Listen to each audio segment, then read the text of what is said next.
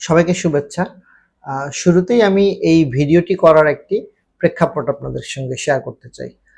গত পরশু আমি একটি ফেসবুকে একটি পোস্ট করেছিলাম। সাম্প্রতিক সময়ে যে এক্সপার্ট প্যানেল আমাদের স্বাস্থ্যসেবা সংস্কারের জন্য নিয়োগ করা হয়েছে, সেই ব্যাপারে আমি একটি আমার নিজস্ব মতামত তুলে ধরেছিলাম। একটু বিশ্লেষণ করার চেষ্টা করেছিলাম যে কেন আমাদের এই নতুন স্বাস্থ্যসেবার ঠিক করার জন্য বা সংস্কারের জন্য যে কমিটি নির্ধারণ করা হয়েছে সেটি যথার্থ নয়, সেটি আমি বিভিন্নভাবে বলার চেষ্টা করেছি। এই পোস্টটি করার পর থেকে অনেকেই আমাকে বেশ অ্যাপ্রিসিয়েট করেছেন। দুই একজন আমাকে ডেফিনেটলি ক্রিটিসাইজও করেছেন এবং সেটা খুবই অ্যাপ্রিসিয়েট করি যে আমার কথাগুলোকে আর্গুমেন্ট করা, তাকে অপোজ করা এবং তাদের মতামত তুলে ধরার জন্য।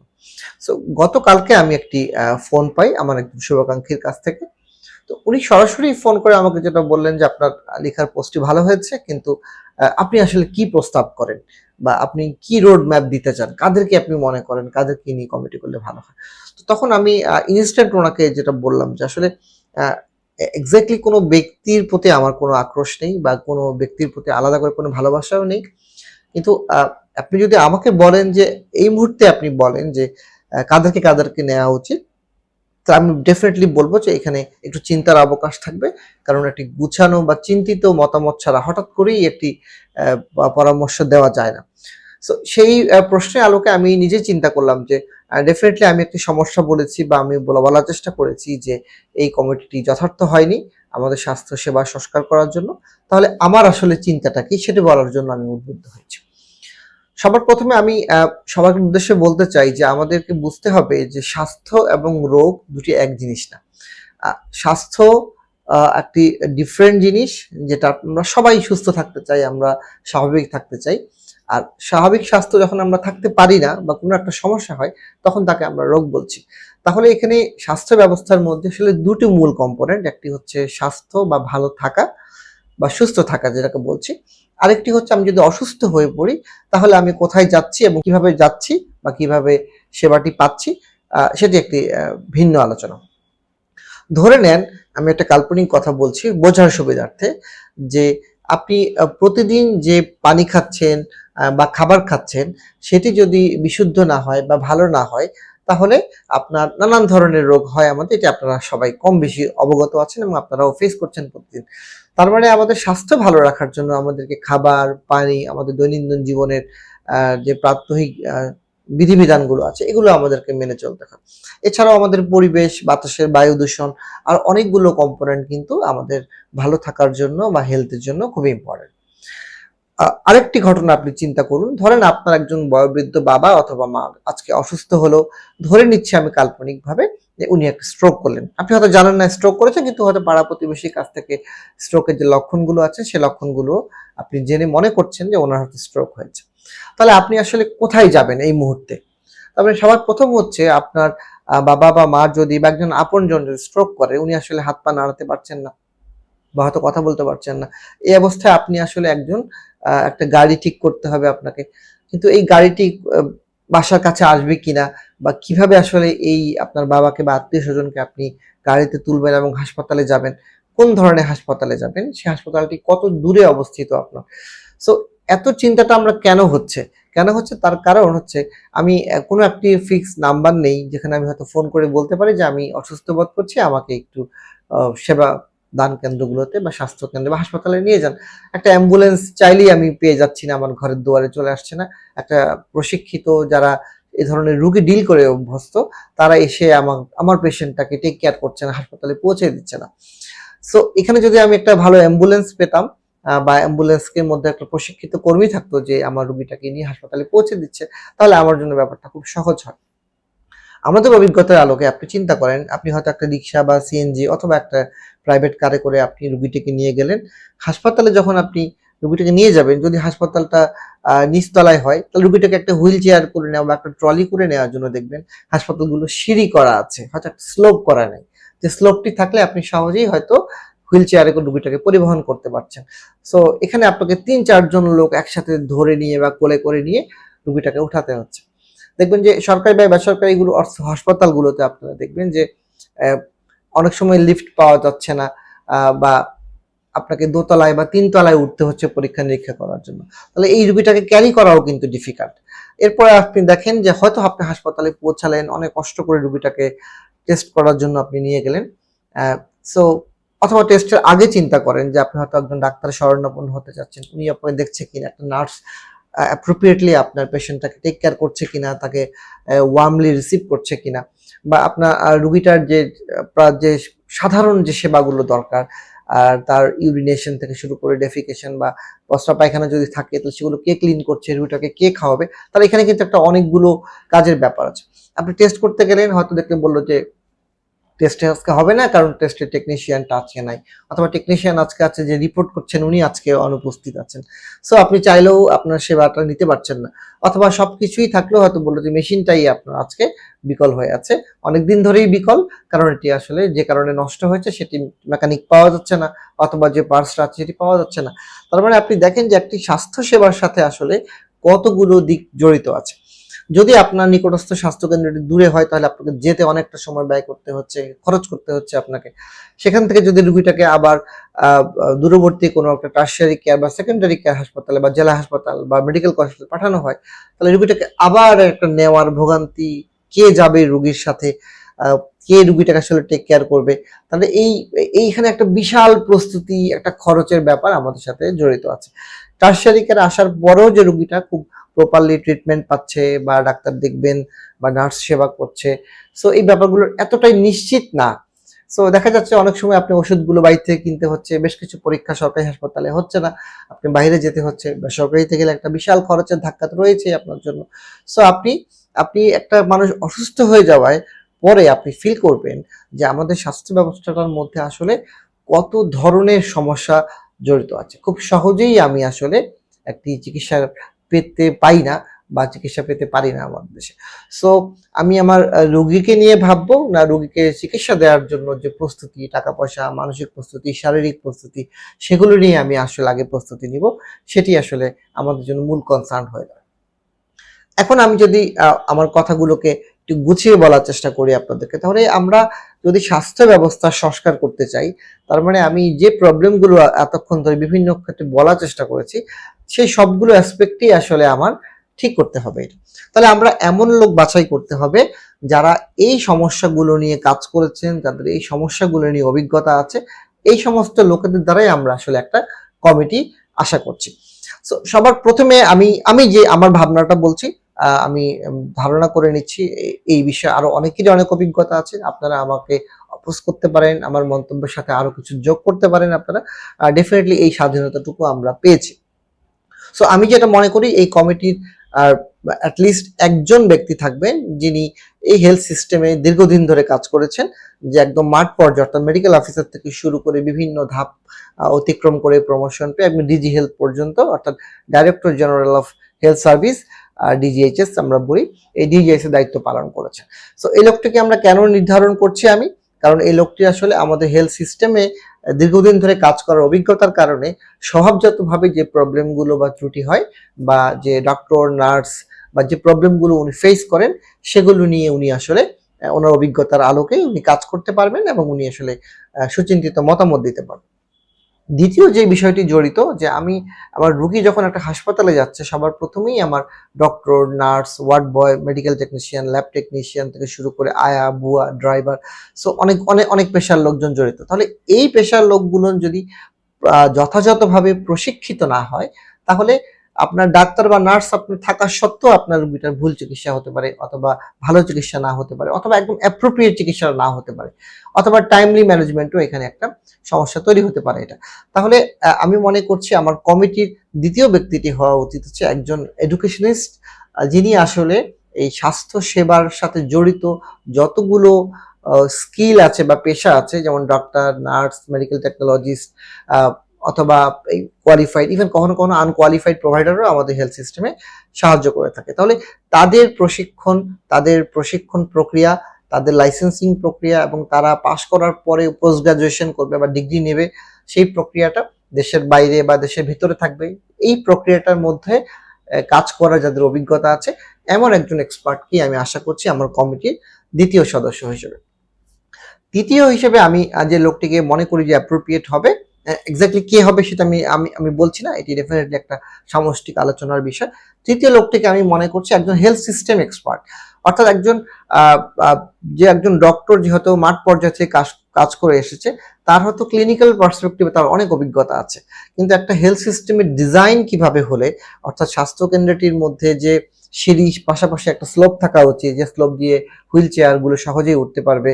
আবার যদি কোনো কারণে কারেন্ট চলে যায় হাসপাতালে, তাহলে লিফট বন্ধ থাকবে, ওই সময় রোগীগুলো কিভাবে উপরে উঠবে, ব্যাকআপ সার্ভিসটা কিভাবে হচ্ছে, অর্থাৎ এই এই ছোটখাটো অনেক ডিজাইনের ব্যাপার, কোন লোকেশনে হলে ওই এলাকার সবচেয়ে বেশি মানুষকে সার্ভিসটা দিতে পারবে। অর্থাৎ হেলথ সিস্টেম একজন এক্সপার্ট প্রয়োজন, যিনি আসলে এই খুঁটিনাটি বিষয়গুলো, যে হেলথ সেন্টার গুলো এবং সার্ভিসের যে ডিজাইন গুলো আছে, তাই সেটা নিয়ে তার যথেষ্ট পরিমাণ কাজের অভিজ্ঞতা আছে। আমি বলছি না যে অভিজ্ঞতাটা শুধু একাডেমিক অভিজ্ঞতা, আমি বলার চেষ্টা করেছি যে এই অভিজ্ঞতাটা হবে যে ওই বিষয় নিয়ে দীর্ঘদিন ধরে যার পড়াশোনা আছে, যিনি কাজ করেছেন বাংলাদেশ হেলথ সিস্টেম নিয়ে, এবং যিনি এই বিষয়ে দীর্ঘদিন ধরে কন্ট্রিবিউশন করেছেন সাইন্টিফিক্যালি। সো তৃতীয় লোকটা আমি চাই পার্সোনালি যে একটা হেলথ সিস্টেম এক্সপার্ট হোক। চতুর্থ লোকটাকে আমি মনে করি একজন পাবলিক হেলথ স্পেশালিস্ট হবেন, যিনি আসলে মানুষের স্বাস্থ্য নিয়ে ভাববেন রাদার দেন আসলে ডিজিজ দিয়ে। সো আমি যদি একটা সেফ ওয়াটার পান করি, আমি যদি সেফ খাবার খাই, ভালো নিউট্রিশন আমি আমি পেতে পারি, বা আমি যদি ভালো লাইফস্টাইল করি, তাহলে তো আমার রোগই অনেক ক্ষেত্রে কমে যাচ্ছে। আমার রোগ যদি কমে যায়, তাহলে হাসপাতালে রুগী আসার পরিমাণ কমে যাচ্ছে, এবং সাবসিকুয়েন্টলি রুগী আসার সাথে জড়িত যে সমস্ত প্রেশার বা টেনশন বা চিন্তা, সেগুলো অনেকাংশে কমে যাচ্ছে। সো আমি চতুর্থ ব্যক্তিটিকে চাই যিনি একজন পাবলিক হেলথ স্পেশালিস্ট হবেন। পঞ্চম যে ব্যক্তিটিকে আমি চাই সেটি হচ্ছে যে একজন লিগ্যাল এক্সপার্ট, অর্থাৎ আমি যখন হাসপাতালে যাচ্ছি আমার রোগী নিয়ে, আমি যদি সংক্ষুব্ধ হই যে হ্যাঁ আমার বাবাকে ভালোভাবে চিকিৎসা করা হলো না, অথবা আমার কোনো আচরণের কারণে একজন ডাক্তার মনে করলো যে এই রোগীটা আমার সাথে অ্যাপ্রোপ্রিয়েট বিহেভিয়ার করলো না, তাহলে এই বিষয়টা আসলে সলভ করবে কে? কোন পলিসি দিয়ে নির্ধারিত হবে যে এখানে কে সঠিক আচরণ করেছে আর কার আচরণে ডেভিয়েশন হয়েছে? তার মানে এমন একজন লিগ্যাল এক্সপার্ট লাগবে, যে এক্সপার্ট এই পলিসিগুলো তৈরি করবেন এবং এই পলিসিগুলোর আলোকে আমরা ডিসিশন মেক করতে পারবো, একটা সুরাহা হবে এই সমস্যাগুলো আলোকে। আমরা কখনোই হসপিটাল ভাঙচুর আশা করি না, ডাক্তারের উপর অ্যাসাল্ট আশা করি না, নার্সের উপর বা স্বাস্থ্যকর্মীদের উপর অ্যাসাল্ট আশা করি না। একইভাবে এটাও আশা করি না যে আমাদের হেলথ সেটআপে যদি আমি কখনো মনে করি বা সংক্ষুব্ধ হয়ে বলি যে আমার রোগীটাকে ভালোভাবে দেখা হলো না, সেটার কোনো বিচার আমি পাবো না। সো এটিও আমি আশা করছি না। এর পরে যে লোকটিকে আমি চাই, সে চাই একজন পলিসি বিশেষজ্ঞ, অর্থাৎ অনেক ধরনের পলিসি তৈরি করার প্রয়োজন পড়বে আমাদের, কারণ আমাদের দেশের বেশ কিছু পলিসি আছে কিন্তু অনেকগুলো পলিসি অলরেডি নাই আসলে। সো সেই পলিসিগুলো তৈরি করতে হবে বা এক্সিস্টিং পলিসিগুলোকে মডিফিকেশন করতে হবে এটা। সো একজন একজন যার আগে থেকে স্বাস্থ্য কেন্দ্রে বা স্বাস্থ্য সেবায় জড়িত আছেন, তার পক্ষে অভিজ্ঞতা শেয়ার করা সম্ভব, কিন্তু একটা পলিসি কিভাবে ফর্মুলেশন হয় সে বিষয়ে যথেষ্ট অভিজ্ঞতা নাও থাকতে পারে এটা। সো একজন পলিসি অ্যানালিস্ট ডেফিনেটলি আমাদের এই এই কমিটির মধ্যে থাকতে হবে, যিনি খুব সুন্দরভাবে আন্তর্জাতিক মানে এই পলিসিগুলো তৈরি করবে, যেটা একই সাথে দেশের চাহিদা পূরণ করবে এবং একই সাথে আমরা গ্লোবাল স্ট্যান্ডার্ডে আমাদের স্বাস্থ্য ব্যবস্থাটাকে পৌঁছে দিতে পারবো। এর পরের যে লোকটিকে আমি আশা করছি সেটি হচ্ছে একজন অ্যাডমিনিস্ট্রেশন বোঝেন এমন একজন লোককে চাচ্ছি। এখন অনেকেই বলতে পারেন যে অ্যাডমিনিস্ট্রেশন বোঝে এই লোকটাকে আসলে কি প্রয়োজন? মনে রাখতে হবে আমি একটা স্বাস্থ্যসেবার সংস্কার করার জন্য বা স্বাস্থ্যসেবাকে ভালো করার জন্য অনেক পলিসি তৈরি করতে পারি, কিন্তু স্বাস্থ্যসেবার নিশ্চিত করার জন্য আমাকে কিন্তু অনেকগুলো ইন্টার মিনিস্ট্রিয়াল কাজ করতে হবে। সে ফর এক্সাম্পল, আপনি যদি মনে করছেন যে আমি আমার হাসপাতালের স্বাস্থ্যসেবা নিশ্চিত করার জন্য একটা এক্সরে মেশিন কিনবো বা সিটি স্ক্যান মেশিন কিনবো, তাহলে এই টাকাটা কোত্থেকে আসবে? আসলে এই টাকাটা কিন্তু আসলে ফাইন্যান্স মিনিস্ট্রি থেকে এই টাকাটা এখানে আসবে এবং এটার সমাধান হবে। আমি যদি একটা জনবল নিয়োগ করতে চাই যে প্রান্তিক জনগোষ্ঠীকে সেবা দেওয়ার জন্য আমার ডাক্তার গ্রামে সার্ভিস দিচ্ছে অথবা উপজেলায় দিচ্ছে, তাহলে এই লোকটিকে কে রিক্রুট করবে? তাহলে এখানে জনপ্রশাসন মন্ত্রণালয়ে কিন্তু একটা ভাগ আছে। সো আমার স্বাস্থ্যসেবার বর্জ্যগুলো কিভাবে আসলে পরিবেশের সাথে মিশছে, অর্থাৎ পরিবেশ মন্ত্রণালয়ের সাথে এখানে একটা যোগ সাজস আছে এটা। সো তার মানে আমরা যে পলিসি তৈরি করব, এই পলিসিগুলো যেন আমাদের দেশের অন্যান্য পলিসিগুলোর সাথেও সামঞ্জস্যপূর্ণ হয় এবং ইন্টার মিনিস্ট্রির সাথে এই বিষয়গুলো যেন অপোজিট না হয়ে দাঁড়ায় বা কন্ট্রাডিক্টরি না হয়, এই বিষয়টা আমাদের খেয়াল রাখবো। সো এই বিষয়ে আমাদের অ্যাডমিনিস্ট্রেশনের একজন এক্সপার্ট খুবই প্রয়োজন, যিনি এই প্রসেসগুলো সম্পর্কে জানেন যে কিভাবে সহজেই এই কাজগুলোকে আমরা করে নিতে পারবো। এর পরের যে লোকটিকে আমি চাই উনি হচ্ছে দুর্যোগ ব্যবস্থাপনায় ওনার যার অভিজ্ঞতা আছে, এই লোকটি একটা সিভিল সোসাইটির মেম্বারও হতে পারে, যিনি দুর্যোগের সময় আমাদের কি ধরনের সমস্যা হয় বা কিভাবে আসলে প্রিপেয়ারনেস করা যায়, সেটা মানব সৃষ্ট হতে পারে, এটা কোনো অ্যাক্সিডেন্ট হতে পারে, কোনো একটা আন্দোলনের সমস্যা হতে পারে, অথবা একটা ন্যাচারাল বন্যা হতে পারে, অথবা ভূমিকম্প হতে পারে। তো এই ধরনের সমস্যাগুলোতে আমরা কিভাবে আসলে স্বাস্থ্য ব্যবস্থার রেসপন্স গুলো হবে, সেগুলোকে নিয়েও আমাদের একজন এক্সপার্টের প্রয়োজন হবে। এর পরের যে লোকটিকে আমি এই কমিটিতে চাই, আমি ডেফিনেটলি বলবো যে একজন ডোনার এজেন্সি তে কাজ করেছে বা ডোনার এজেন্সিগুলোর সাথে কাজ করার অভিজ্ঞতা, অর্থাৎ আন্তর্জাতিক যে প্রতিষ্ঠানগুলো আছে এই প্রতিষ্ঠানগুলোর সাথে কাজ করার মতো তাদের যোগ্যতা আছে বা যারা কাজ করেছেন অভিজ্ঞতা আছে, এই লোকগুলোকে আমি চাই। এখন আপনারা বলতে পারেন যে ডোনার এজেন্সির লোকের কাজ কি? মনে রাখবেন যে আমাদের স্বাস্থ্য ব্যবস্থার একটা বিশাল ফান্ড গুলো কিন্তু আমাদের আন্তর্জাতিক দাতা সংস্থা থেকে আসছে।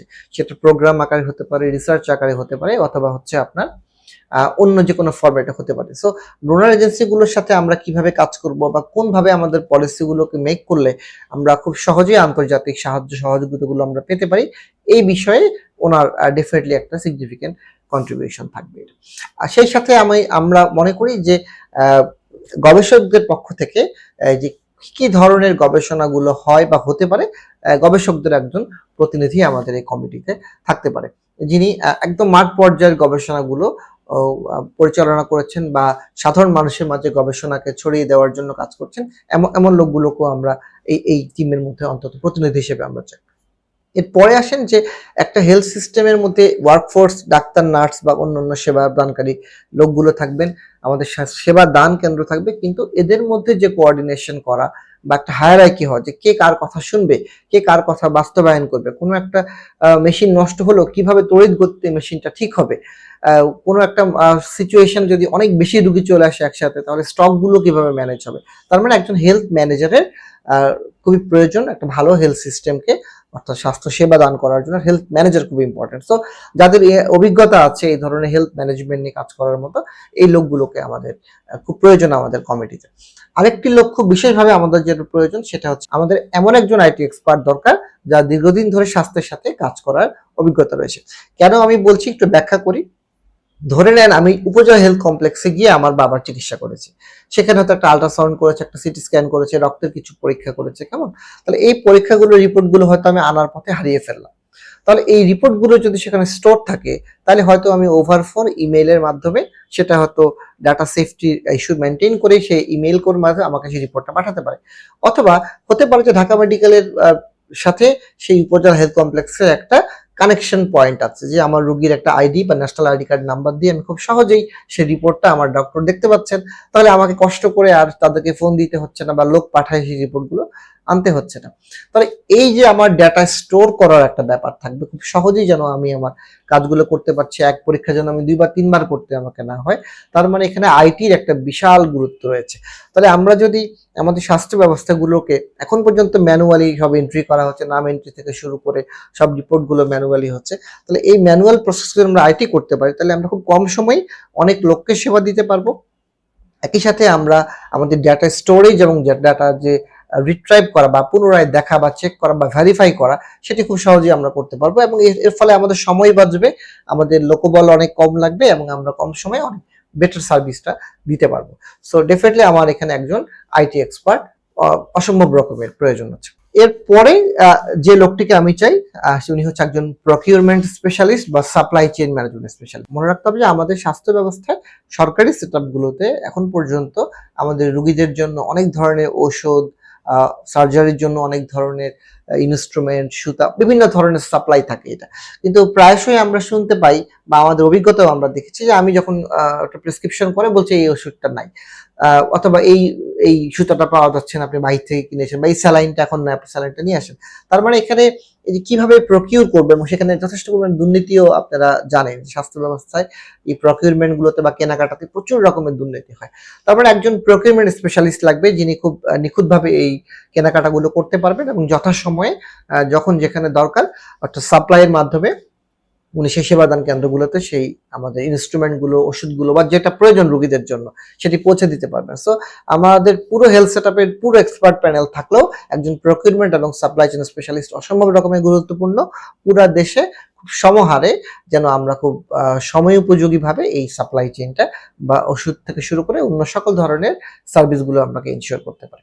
লাস্টলি আমি একজন পার্টিকুলার সাইকোলজিস্টকে আশা করি আমাদের এই টিমের মধ্যে, যিনি আসলে এই সমস্ত পলিসিগুলো বা আমরা যে চেঞ্জগুলো আশা করছি বা সংস্কার দাবি করছি বা সংস্কার করতে যাচ্ছি, এই পলিসিগুলো আসলে সাধারণ মানুষের মনে কিভাবে ইফেক্ট করবে, মানুষ কিভাবে এই পরিবর্তনগুলোর সাথে অ্যাডপ্ট করে নেবে, এমন একজন সাইকোলজিস্ট আমরা আশা করছি, যিনি এই দীর্ঘদিন ধরেই হয়তো এই ধরনের কাজগুলো করেছেন এবং জানেন যে এই স্টেপগুলোর ইমপ্লিমেন্টেশন করলে এইভাবে মানুষের মধ্যে প্রতিক্রিয়া হতে পারে। সো মানুষের মাঝে আমি চেঞ্জ করলেই হবে না, এই চেঞ্জগুলো আসলে আমার মাঝে গ্রহণযোগ্যতাটা কিভাবে হবে সেটিও আমাকে আসলে বুঝতে হবে। এটি আদারওয়াইজ আমি এমন একটা পলিসি করে ফেলবো যে পলিসি হয়তো বাস্তব জীবনে এটা ইমপ্লিমেন্ট করাই যাচ্ছে না, তাহলে আমরা সবাই মিলে যে কষ্টটি করছি আজকে এটি হয়তো খুব বেশি ফলপ্রসূ হবে না। এখন আমি কিভাবে আসলে এই কমিটিগুলো, অর্থাৎ এই যে এক্সপার্ট প্যানেলের যে কমিটি, ওরা কিভাবে কাজ করবে এটি, সো তার একটা রূপরেখা আমি বলে দিচ্ছি। এটা একেবারেই আমার নিজস্ব চিন্তা, ডেফিনেটলি সবার পরামর্শ করে আরো সুন্দর পরিকল্পনা করা যেতে পারে নিঃসন্দেহে। এটি আমি মনে করি যে আমাদের এই যে 13 জনের একটা কমিটি আমি প্রস্তাব করলাম যে পসিবল কোন কোন এক্সপার্ট এখানে আসতে পারে, সেই এক্সপার্ট হবেন আসলে ফাইনাল চেকার। ওনারা আসলে মূল কাজটা করবেন না, মূল কাজটা করবেন এই 13 জন এক্সপার্টের সমন্বয়ে আমরা আরো অনেকগুলো সাব কমিটি আশা করছি। সেই সাব কমিটিগুলো নির্ভর করবে হচ্ছে আমরা কোন কোন এরিয়াতে ঠিক করতে চাই সে সাব কমিটিগুলোর সাথে। সাব কমিটিগুলো কি কি হতে পারে সেটার আমি একটা ছোট্ট একটা ডেসক্রিপশন দিব। অন্য ভিডিওগুলোতে আমি প্রত্যেকটি সাব কমিটি কিভাবে কাজ করবে সেটি নিয়েও কিছু বলার চেষ্টা করব, যদি আমি সময় এফোর্ড করতে পারি। আপাতত আমার চিন্তাটা হচ্ছে যে এই যে মূল কমিটি, তারা অনেকগুলো সাব কমিটি তৈরি করে দিবে। প্রত্যেকটি সাব কমিটির মধ্যে নতুন এবং মানে প্রবীণ, আমি বলতে চাচ্ছি নবীন এবং প্রবীণের একটা কম্বিনেশন থাকবে এবং সংশ্লিষ্ট যে বিষয়গুলোর এক্সপার্টাইজ সেখানে প্রয়োজন সেই লোকগুলোকে আসলে এখানে আনা হবে। আমি একটি উদাহরণ দেই, আমি সবগুলোকে খুব ডিটেইল বিশ্লেষণ করব না। ধরে নেই আমি শিক্ষা খাতে আমি সংস্কার চাচ্ছি, তাহলে সংস্কার করার জন্য আমাকে আসলে কোন কোন লোকগুলোকে প্রয়োজন আমার সাব কমিটিতে। ডেফিনেটলি মূল কমিটিতে আমরা একজন এডুকেশনিস্ট আছেন যার দীর্ঘ সময়ের অভিজ্ঞতা আছে এই ধরনের হেলথ এর ওয়ার্কফোর্স নিয়ে কাজ করার জন্য। তাহলে সাব কমিটিতে আমি আশা করব যদি আমার হেলথ ওয়ার্কফোর্স 5 ধরনের হয়, ধরেন আমি ডক্টর থাকছে, নার্স থাকছে, আমাদের এখানে মেডিকেল টেকনোলজিস্ট থাকছে, ল্যাব টেকনোলজিস্ট থাকছে, আয়া থাকছে, বুয়া থাকছে, আর অনেকগুলো সাপোর্টিং স্টাফ আছে এটা। তাহলে প্রত্যেকেরই শেখার জায়গাটা কোথায় হবে? তাহলে আমার সাব কমিটিতে ডক্টরের পক্ষ থেকে একজন থাকবেন, স্টুডেন্টদের পক্ষ থেকে একজন থাকবেন, নার্সের পক্ষ থাকবেন একজন, টেকনোলজিস্টের পক্ষে একজন থাকবে, অর্থাৎ যে পেশার লোকগুলো আমাদের হেলথ সার্ভিসের সাথে জড়িত, তাহলে সবার একটা রিপ্রেজেন্টেশন সেখানে থাকবে। সেখানে একটা সিনিয়র জুনিয়র এবং নারী পুরুষের একটা কম্বিনেশন আমরা এখানে পেতে চাই। একই সাথে আমাদের দীর্ঘদিন ধরে এই সবগুলো সেক্টরে যে এক্সপার্টরা আছেন যারা দীর্ঘদিন ধরে কাজ করছে তাদের একটা কমিটি। সো সাব কমিটিকে আমি চাইলে অনেক বড় করতে পারি যেন আমরা সবার মতামতটা আমরা পেতে পারি। তাহলে একই রকম ভাবে আমি যদি বাকি যে সাব কমিটিগুলো আমরা করতে চাই, সেই সাব কমিটিগুলো করার পরে আমরা একটা প্রপোজাল পেতে চাচ্ছি। ধরে নেন আমরা এডুকেশন নিয়ে আমরা একটা ড্রাফট প্রপোজাল পেলাম আমাদের সাব কমিটির কাছ থেকে, তখন সাব কমিটি এটি আসলে মূল কমিটিকে এই প্রপোজালটি দিবেন এবং তারা খুব ডিটেইল এক্সপ্লেইন করবেন যে কেন তারা এই পরিবর্তনটি চাচ্ছেন বা কেন এটি হচ্ছে, তার একটি প্রস্তাবনা দিবেন। তাহলে মূল কমিটি তাদের এই সাব কমিটির প্রস্তাবনাটাকে একদম গভীরভাবে পরীক্ষা নিরীক্ষা করে দেখবেন যে এখানে আসলে গ্রহণ করা যায় কিনা বা বাদ দেওয়া যায় কিনা। এখানে আবার একটি ডিবেট এন্ড ডিসকাশন হবে। ডিসকাশনের পরে দ্বিতীয় ড্রাফটটি আসলে প্রস্তুত হবে। সো দ্বিতীয় ড্রাফটটি যখন প্রস্তুত হবে তখন এটা আমি আশা করছি যে আমাদের অনেক বাংলাদেশি দেশের বিভিন্ন দেশের মধ্যে কাজ করছেন, অর্থাৎ বাংলাদেশের মানে এক্সপার্টরা যারা বিশ্বের বিভিন্ন দেশে এডুকেশন সেক্টর নিয়ে কাজ করছেন তাদের একটা অপিনিয়ন আমরা এখানে নিতে চাই যে গ্লোবাল স্ট্যান্ডার্ডে আমাদের এই নতুন পলিসিটা, অর্থাৎ এডুকেশন নিয়ে যে পলিসিটা আমরা করতে চাচ্ছি বা লাইসেন্সিং প্রসিডিউর নিয়ে বা পোস্ট গ্রাজুয়েশন যে পলিসি হতে যাচ্ছে বা দেশের বাইরে কিভাবে পড়াশোনা করতে যাবে বা পাবলিক হেলথে কিভাবে পড়াশোনা করবে বা রিসার্চে কিভাবে করবে, অর্থাৎ এই বিষয়ে আমরা তাদের একটা অপিনিয়ন নিব। যে বাংলাদেশি এক্সপার্ট যারা বিশ্বের বিভিন্ন হেলথ সিস্টেমে কাজ করছে তাদের একটা ওপিনিয়ন নিব। তাদের ওপিনিয়নগুলোর আলোকে আমাদের মূল কমিটি এবং সাব কমিটি আবার এই প্রপোজালটিকে একটি রিভিশনের মধ্যে দিয়ে যাবে, যার ফলে এটি তখন তৃতীয় ড্রাফট হবে। এটি তৃতীয় ড্রাফটটি যখন ফাইনাল হবে তখন আমরা আশা করছি এই ড্রাফটটি জনসাধারণের জন্য উন্মুক্ত করা হবে। এই উন্মুক্তকরণটি মন্ত্রণালয়ের ওয়েবসাইট হতে পারে, অথবা নতুন করে একটা ওয়েবসাইট করা যেতে পারে, যে একটা সিঙ্গেল ওয়েবসাইটের মধ্যে সকল ধরনের স্বাস্থ্য সংস্কার রিলেটেড সমস্ত ইনফরমেশন পাওয়া যাচ্ছে। সো সেখান থেকে আমরা একটা ওয়েবসাইট থেকেও আমরা কমেন্ট বক্সে ওপিনিয়ন নিতে পারি, অথবা যেহেতু বাংলাদেশের বেশিরভাগ মানুষ এখন পর্যন্ত সোশ্যাল মিডিয়া হিসেবে ফেসবুক ইউজ করছে, এখানেও একটা মন্ত্রণালয়ের পেজ থাকতে পারে। সেই পেজের মাধ্যমে আমাদের সাধারণ জনগণ, বিভিন্ন পেশাজীবীদের মধ্যে বিভিন্ন এক্সপার্ট আছে, সাধারণ মানুষ আছে, লয়ার আছে, সাংবাদিক আছে, সবারই একটা ওপিনিয়ন নেওয়ার একটা সুযোগ পাচ্ছি আমরা। তো এই সবার ওপিনিয়নের পরে দেখা যাবে যে আমরা যেভাবে চিন্তা করেছি সাধারণ মানুষের ভাবনা হয়তো আর একটু ডিফারেন্ট হতে পারে এটা। সো তাদের সেই মতামতগুলোকে আমরা যদি আবার আমাদের বুদ্ধিভিত্তিক ভাবে যেগুলো কোপ করা যায় বা নেওয়া যায়, তাদেরকে নিয়ে আমরা আরেকটি পরিবর্তন আনতে পারি, তাহলে সেই চতুর্থ ড্রাফটটি আসলে মূলত একটা ফাইনাল ড্রাফট হিসেবে এটি হয়তো ওপেন থাকবে, যেন সবাই যে কোনো সময়, যে কোনো পেশাজীবী বা আমাদের সাধারণ মানুষ এই পলিসিগুলো অ্যাক্সেস করতে পারে, জানতে পারে, এবং এগুলো নিয়ে আরো অনেক অ্যাওয়ারনেস প্রোগ্রাম করা যেতে পারে, যে আমরা আসলে কি কি চেঞ্জ করেছি এবং কি কি জিনিস আসলে আমাদের করতে হবে। তাহলে এই চতুর্থ ড্রাফটটি যখন ফাইনাল হবে, এটিও আসলে অনেকটা পরীক্ষামূলক। এর পরবর্তী 1 বছর আমরা জানতে চাই বা যাচাই বাছাই করতে চাই যে আমাদের এই পলিসি ইমপ্লিমেন্টেশন যখন করা হলো, তার ফলশ্রুতিতে কোনো নতুন কোনো সমস্যা উদ্ভূত হচ্ছে কিনা, যেটা আমরা ড্রাফটিং ফেজে হয়তো আমরা চিন্তা করতে পারিনি।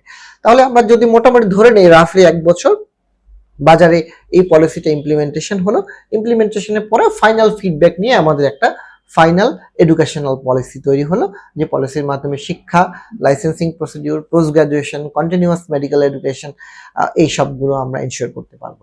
এখন আমি একদম বক্তব্যের শেষ পর্যায়ে জাস্ট আমি মনে করি কি কি সাব কমিটি হতে পারে তার একটি জাস্ট রূপরেখা আমি বলার চেষ্টা করব। যেটা অলরেডি আমি বলেছি যে হেলথ ওয়ার্কফোর্স এর স্কিল খুব ইম্পর্টেন্ট। তার মানে আমাদের ডেফিনেটলি একটা সাব কমিটি এডুকেশনাল যে প্রসেস আছে, বা কিভাবে শিখবে, কিভাবে তাদের মান নিয়ন্ত্রণ হবে, কিভাবে লাইসেন্সিং হবে, কিভাবে তারা পোস্ট গ্রাজুয়েশন করবে, এই নিয়ে একটি সাব কমিটি থাকবে। তারপরের সাব কমিটি আমি আশা করছি যারা হেলথ সিস্টেম নিয়ে কাজ করেন, অর্থাৎ আমাদের কোন হেলথ সেন্টারটা কোন জায়গায় প্লেসমেন্ট হলে সবচেয়ে বেশি রোগীকে কাভারেজ করতে পারবে, তার সাথে আমাদের রোগীদের যে বাসা বা যোগাযোগ ব্যবস্থাটা কেমন, এই সমস্ত বিবেচনার মাধ্যমে, অর্থাৎ হেলথ সিস্টেমটাকে কিভাবে সাজালে ইনফেকশনের রেট কমে যাবে, কিভাবে আমাদের হেলথ সিস্টেমের আর্কিটেকচারাল ডিজাইন করলে আমাদের রোগীরা খুব সহজেই অ্যাক্সেস করতে পারবে, কিভাবেই আমাদের ছোট পরিসরও আমাদের একটা বড় সার্ভিস দেওয়ার ক্যাপাসিটি তৈরি হবে, অর্থাৎ সার্ভিসটা কোথায় যাচ্ছে এবং কিভাবে নিচ্ছে এবং কিভাবে এনশিওর হবে, অর্থাৎ এই স্ট্রাকচারাল যে ডিজাইনটা, এবং প্রাইমারি কেয়ার সেন্টারের সাথে সেকেন্ডারি কেয়ারের সম্পর্কটা কিভাবে হবে, এবং সেকেন্ডারির সাথে টারশিয়ারি কেয়ারের সম্পর্কটা কিভাবে হবে, বা কমিউনিটি লেভেলের সাথে টারশিয়ারি কেয়ারের কি সম্পর্ক থাকবে, এই জিনিসগুলো নিয়ে যারা কাজ করবেন সেই বিষয়ের একটা সাব কমিটি আমরা আশা করছি। তারপরের সাব কমিটিতে আমরা আশা করছি যে হেলথ সার্ভিসটা এনশিওর করার একটা ব্যাপার আছে। এটা আমি খুব সুন্দর ইনফ্রাস্ট্রাকচার তৈরি করলাম, কিন্তু মানুষ সেবা নিতে আসছে না। তাহলে কেন আসছে না? অর্থাৎ দেশের প্রান্তিক জনগোষ্ঠীর জন্য সেবাটা কিভাবে নিশ্চিত হবে, একজন বয়স্ক বা একজন কম বয়সী বা একজন প্রতিবন্ধী, একজন থার্ড জেন্ডারের প্রতিনিধি, একজন খুবই সাধারণ মানুষ যার হয়তো কোনো টাকা পয়সা নাই, খুব অভাবে আছে, তাহলে এই লোকগুলো আসলে কিভাবে হেলথ সিস্টেমে যাবে, কিভাবে সেবা নিচ্ছে, এই নিয়ে যাদের কাজ করার অভিজ্ঞতা আছে, সেই বিষয়গুলো নিয়ে একটি সাব কমিটি হবে। আরেকটি সাব কমিটি আমি আশা করছি যারা কাজ করবে হচ্ছে ইমার্জেন্সি প্রিপেয়ারনেস নিয়ে, অর্থাৎ আমাদের হঠাৎ একটা ইমার্জেন্সি হলো, তাহলে এই রুগীটা অ্যাম্বুলেন্স কিভাবে পাচ্ছে, কত কম সময়ের মধ্যে এই রুগীটা স্বাস্থ্যকেন্দ্রে পৌঁছাচ্ছে, তার একটা স্ট্যান্ডার্ডাইজেশন পদ্ধতি থাকতে হবে, এবং এই জন্য প্রয়োজনে আমাদের একটা ইমার্জেন্সি লেন করা লাগতে পারে আমাদের রোডগুলোতে বা হাইওয়েতে। তাহলে সেটি জনপ্রশাসন মন্ত্রণালয়, সেটি হচ্ছে ফিনান্সের সাথে, রোড অ্যান্ড ট্রাফিকের সাথে হতে পারে, এবং সংশ্লিষ্ট মন্ত্রণালয়গুলোর সঙ্গে কোঅর্ডিনেশন করার প্রয়োজন পড়তে পারে। তার মানে ইমার্জেন্সি সার্ভিস দেওয়া, যদি পয়জনিং হয় বা একটা সুইসাইড করে, অর্থাৎ অনেক ধরনের ইমার্জেন্সি আসতে পারে। এটা হলো ন্যাচারাল ইমার্জেন্সি। এছাড়া আমাদের প্রাকৃতিক দুর্যোগের সময় আমাদের হেলথ টিমগুলো কিভাবে রেসপন্স করবে, সো এটি নিয়েও আমরা একটা সাব কমিটি আশা করছি।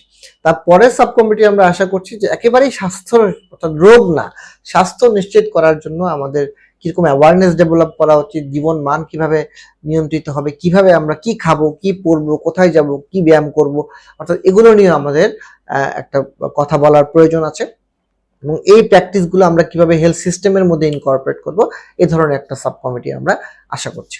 আরেকটি সাব কমিটি, যদিও এই কমিটির আমার প্রস্তাব অনুযায়ী কমিটির পরিধি অনেক বেশি হবে, সেটি হচ্ছে যে হেলথ পলিসি তৈরি করা।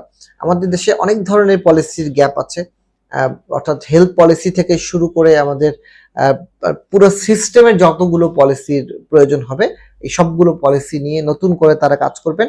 পুরাতনগুলোকে তারা হয়তো রিশেপিং করবেন অথবা অ্যাডপ্ট করবেন, বা নতুন করে যে পলিসিগুলো নাই সেগুলো তৈরি করবেন। অর্থাৎ এখানে কাজের একটা বিশাল পরিধি রয়েছে। সো ডেফিনেটলি এই সাব কমিটিটা মানে গুরুত্ব অনেক বেশি হবে, তারা অনেক কাজ করার সুযোগ পাবেন।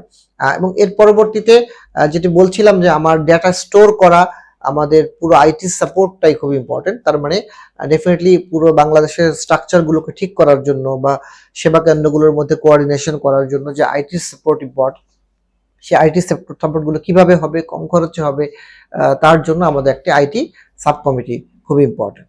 যে বিষয়টি বরাবরই উপেক্ষিত থাকে যে আমাদের যে সিদ্ধান্তগুলো আমরা নেই সেটি আসলে গবেষণালব্ধ ফলাফলের উপর বেস করে নেওয়া হয় না, বরং আমাদের অভিজ্ঞতা লব্ধ থেকে আমাদের সাধারণত সিদ্ধান্তগুলো নেওয়া হয়। সো আমরা মনে করি যে আমাদের নতুন দেশের নতুন যে সমস্যার আলোকে আমরা যে রিফর্মটা আশা করছি বা সংস্কার আশা করছি, সেখানে গবেষণার একটি গুরুত্বপূর্ণ খাত থাকবে।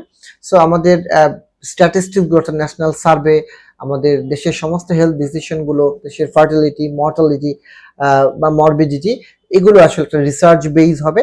এবং শুধু তাই নয়, এবং এই কমিটি পার্টিকুলারলি আমাদের দেশের কোন কোন জায়গায় রিসার্চ হওয়া দরকার, কোন কোন ইন্টারভেনশনটা আমাদের দেশেরকে অ্যাডপ্ট করা যেতে পারে বা নেওয়া যেতে পারে, সেটি সেটি আমাদের বিভিন্ন এরিয়াতেই আমাদের রিসার্চের কাজ রয়েছে। রিসার্চের ছোট বড় প্রতিষ্ঠানগুলো কিভাবে কাজ করবে, তাদের মধ্যে ফান্ড কিভাবে বিস্তার করবে বা ফান্ড কিভাবে ডিসবার্স হবে, এবং তারা কোন কোন এরিয়াতে কাজ করবে, দেশের প্রায়োরিটিকে তারা প্রাধান্য দিচ্ছে কিনা, এবং দেশের এক প্রপোজালগুলোই মাল্টিপল জায়গা থেকে ফান্ড নিচ্ছে কিনা, অর্থাৎ অনেকগুলো ইস্যুজ আছে এখানে ঠিক করার মতো। এবং আমাদের এই যে আমাদের রিসার্চ গুলো হবে সেটি কোন ধরনের জার্নালে পাবলিশ হবে, অর্থাৎ স্ট্যান্ডার্ড জার্নালের যে পদ্ধতিগুলো বা তাদের সাপোর্টটা প্রয়োজন, যেটা আমাদের দেশে এখন নাই।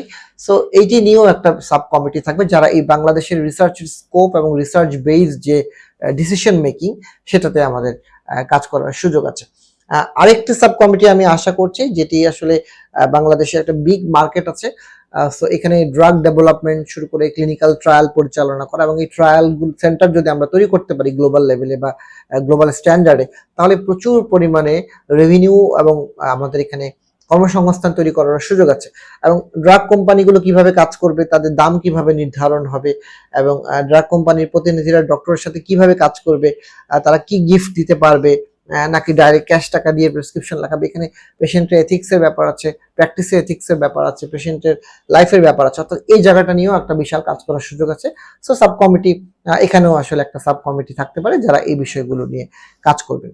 আরেকটি সাব কমিটি কাজ করবে, আমি মনে করি যে আমাদের সরকারি সেট আপগুলো একভাবে পরিচালিত হয় এবং আমাদের বেসরকারি যে স্থাপনাগুলো বা সেবা কেন্দ্রগুলো আছে তারা আরেকভাবে নিয়ন্ত্রিত হচ্ছে। সো এখানে একটা মেলবন্ধন তৈরি করার প্রয়োজন আছে, যে আমি একটা বেসরকারি স্থাপনা বা সেবা কেন্দ্র কেন তৈরি করছি, যে সেবাটা আমরা দিতে পারছি আমাদের সরকারি সেট আপে, এবং সরকারি প্রতিষ্ঠানের সেবার যে কোয়ালিটি এবং যে পরিমাণ প্রাইসিং, তার সাথে বেসরকারির প্রাইসিং গুলো অন্যরকম। এবং দেখা যাচ্ছে যে মানে খুব ভালো সেবা না দিয়েও বেসরকারি প্রতিষ্ঠানগুলো অনেক বেশি টাকা নিয়ে নিচ্ছে, যেটা আমাদের রোগীদেরকে গরিব থেকে গরিবতর করে যাচ্ছে। এটা তাহলে তাদের স্ট্যান্ডার্ড কিভাবে নির্ধারণ হবে? তাহলে এখানে প্রাইভেট এবং পাবলিক যে হসপিটালগুলো আছে তাদের মধ্যে দাম নির্ধারণ থেকে শুরু করে কোয়ালিটি অ্যাসুরেন্স করার ব্যাপার, যে হসপিটালগুলো একটা গ্রেডিং করা যেতে পারে, যে মানে যে হসপিটালগুলো গ্রেড এ মানের সেবা দিচ্ছে তাদের প্রাইসিং গুলো হয়তো ডিফারেন্ট হবে, যারা বি মানের সেবা দিচ্ছে তাদের প্রাইসিংটা আলাদা হবে। অর্থাৎ এই কোয়ালিটি অ্যাসুরেন্সটা কিন্তু রোগীর পক্ষে বোঝা সম্ভব না যে হসপিটালটা ভালো বা খারাপ। এই হসপিটালটা একটা সমন্বিত উদ্যোগের মাধ্যমে এটা গ্রেডিং করে দিতে হবে যে এই হসপিটালগুলোতে এই পার্টিকুলার সার্ভিসগুলো পাওয়া যাচ্ছে, এটা বেটার সার্ভিস দেন অন্য সার্ভিসের চেয়ে, এই জন্য এটা এই গ্রেডিং আছে। তাহলে মানুষ বাছাই করতে পারবে যে আমি এই গ্রেড থেকে সার্ভিসটা নিই, আমি যদি অ্যাফোর্ড করতে পারি, যদি না পারি বি থেকে নিই, না পারলে সি থেকে নিই। সো ডেফিনেটলি একটা মিনিমাম স্ট্যান্ডার্ড থাকবে সেবা কেন্দ্রগুলো, যেন খুব খারাপ সেবা যেন আমাদের রুগীরা কোনো সেন্টার থেকেই না পায়, সেটা সরকারি হোক বা বেসরকারি হোক। সো এই বিষয়টা আমাদের খুব যথেষ্ট গুরুত্বের সাথে আমাদেরকে এনশিওর করতে হবে আমাদেরকে। লাস্টলি যে কথাটা আমি বলতে চাই, যে আরেকটি সাব কমিটি থাকবে, যে মেডিকো লিগাল যদি কোনো ইস্যুস থাকে, রুগীদের যদি সংক্ষুব্ধ হয়ে কোনো কমপ্লেইন করে, সো বা ডাক্তারের যদি কোনো কমপ্লেইন থাকে রুগীদের বিরুদ্ধে, বা কোনো অ্যাসাল্টের শিকার হয় যে কোনো ধরনের স্বাস্থ্যকর্মী বা যে কোনো ধরনের ইস্যুতে, সো এই বিষয়গুলো কিভাবে ডিল করবে, তাদের জন্য যে পলিসিগুলো থাকবে, তাদের যে ইমপ্লিমেন্টেশন প্ল্যান থাকবে বা রিনিউ প্ল্যান থাকবে, বা তাদের জন্য কোনো কাউন্সিলিং থাকবে কিনা, সো এই বিষয়গুলো নিয়েও আমাদের আসলে একটা সাব কমিটি থাকতে হবে। তাহলে আমি মোটামুটি দেখেছি যে অনেকগুলো সাব কমিটি ইম্পর্টেন্ট। এগেইন আমি বলছি যে আমি এটা আমার চিন্তার আলোকে বলেছি, এখানে আরো অনেক বেশি অ্যাড করার সুযোগ আছে, বা ডেফিনেটলি অনেকগুলো সাব কমিটি হয়তো কাছাকাছি লেভেলে কাজ করবে, বা ইন্টার কোঅর্ডিনেশন করে এই কাজগুলো করতে হবে। কিন্তু মোটামুটি এটা আমি আমার চিন্তাটা শেয়ার করেছি, রূপরেখা দেওয়ার চেষ্টা করেছি। এটিকে নিয়ে হয়তো আরো জ্ঞানী গুণীরা বা এক্সপার্টরা আরো ভাববেন, তাদের মতামত দিবেন এবং কাজ করবেন এটা। তাহলে আমি শেষ করতে চাই এই বলে যে আমরা এমন একটি কমিটি আশা করি যে কমিটির মধ্যে আমাদের দেশের প্রয়োজনীয় স্বাস্থ্য ব্যবস্থার প্রয়োজন এবং সংস্কারের জন্য যে ধরনের এক্সপার্ট দরকার তার একটা কমিটি আমরা আশা করছি, এবং স্বাস্থ্য ব্যবস্থার প্রতিটা সেক্টরে বা প্রতিটা ব্রেকডাউনে আমরা যে ধরনের ডিটেইলিং করে আশা করছি চেঞ্জ বা রিফর্ম বা সংস্কার, এটার জন্য আমাদের একটা বিগ সাব কমিটি থাকবে, এবং সাব কমিটিগুলো নিজেরা কমিটির সাথে আলোচনা করে সিদ্ধান্ত নেবেন। আমরা দেশের বাইরের এক্সপার্ট থেকেও আমরা আমাদের মতামত নিতে পারি, যে বিষয়গুলোতে আমাদের দেশি বা বিদেশি আমাদের দেশীয় লোককে আমরা এক্সপার্টরা পাচ্ছি না, প্রয়োজনে আমরা বিদেশি কনসালটেন্টও নিয়োগ করতে পারি আমাদের পার্টিকুলার ক্ষেত্রের জন্য। এবং ফাইনালি আমরা আমাদের এই গণতান্ত্রিক দেশে আমরা আমাদের জনগণের মতামতটা গুরুত্ব দিতে চাই। সাধারণ মানুষরা কি ভাবছে স্বাস্থ্য ব্যবস্থা নিয়ে, তাদের প্রয়োজনের সাপেক্ষে আমরা একটি গণমুখী স্বাস্থ্য ব্যবস্থা তৈরি করতে চাই। আমরা এমন একটা স্বাস্থ্য ব্যবস্থা তৈরি করতে চাই যেখানে শুধু মানুষ নয়, সেখানে একটি কুকুরের স্বাস্থ্য সেবাও নিশ্চিত হবে। সো আমরা এমন এক স্বাস্থ্য সেবাই আমরা কামনা করি, এমন একটি স্বাস্থ্য সেবার পথেই আমরা এগিয়ে যেতে চাই। সবাইকে ধন্যবাদ, সবাই ভালো থাকবেন, আপনাদের মতামত দিবেন। যদি আমার এই চিন্তাগুলো আপনাদের ভালো লেগে থাকে আপনারা ছড়িয়ে দিন সবার মাঝে। ভালো থাকবেন, আসসালামু আলাইকুম।